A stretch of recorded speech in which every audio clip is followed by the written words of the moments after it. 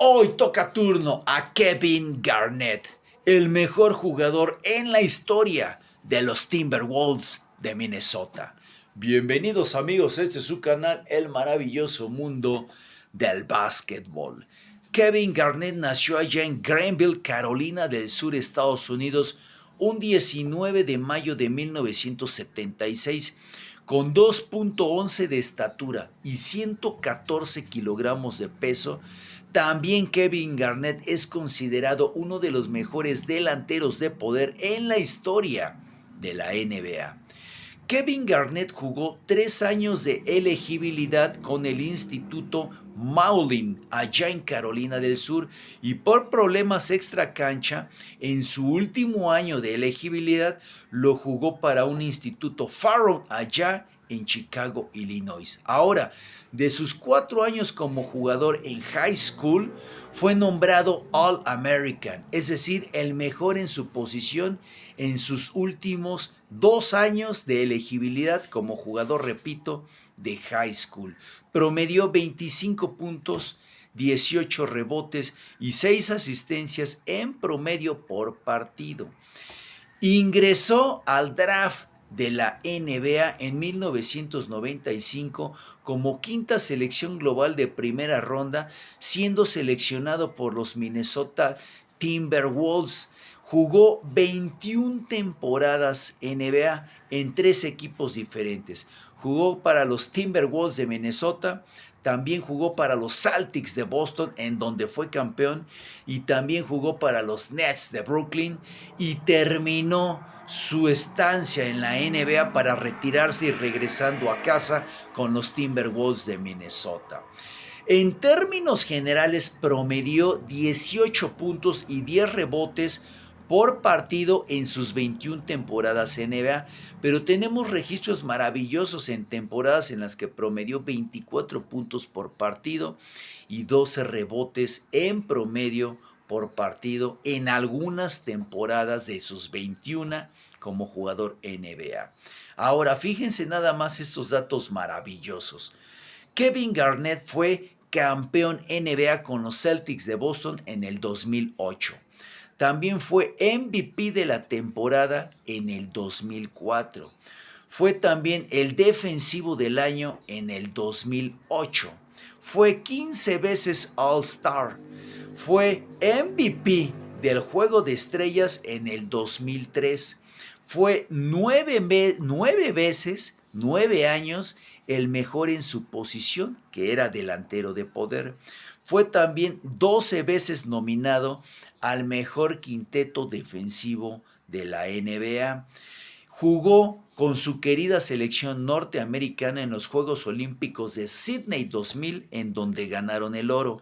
Y también jugó en una ocasión FIBA, Campeonato FIBA Américas, en 1999, llevado allá a cabo en San Juan de Puerto Rico, en donde la selección norteamericana y Kevin Garnett una vez más ganaron el oro. Grandiosas estadísticas para un gran jugador insignia, un jugador maravilloso, no solamente para los Timberwolves, sino para toda la NBA, un referente histórico de la NBA.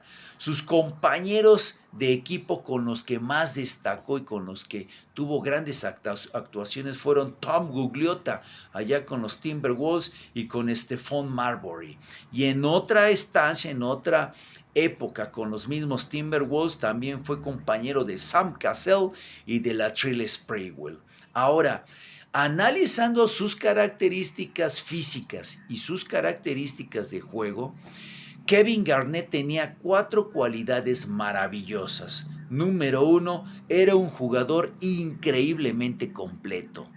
Número 2, era un jugador increíblemente intenso y apasionado. Número 3, era un jugador increíblemente resistente, poco propenso a las lesiones.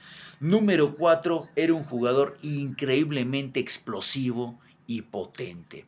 Dadas sus características físicas, que era muy alto, Era un jugador también muy flexible y muy potente, gran capacidad de salto, sobre todo para poder retacar el balón de forma espectacular y también a la hora de los rebotes.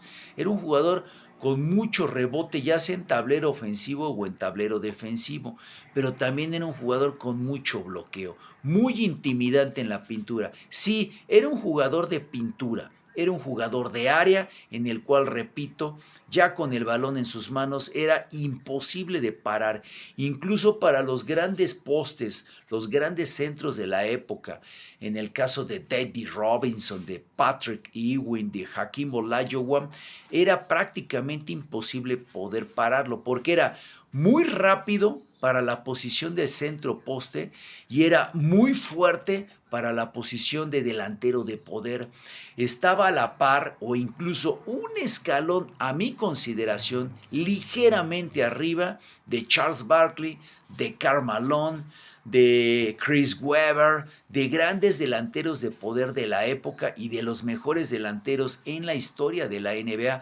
Un jugador increíblemente completo, repito, muy explosivo en la pintura, muy espectacular por sus clavadas, sus retacadas, un jugador muy defensivo, pero sí tenía tiro perimetral, es decir, ligeramente afuera de la pintura, tenía un gran tiro de dos para poder también abrir la cancha y no solamente siempre estar enclavado en el área o en la pintura. Maravilloso jugador. Tenemos registros en donde jugó los 82 partidos de la temporada en varias temporadas NBA.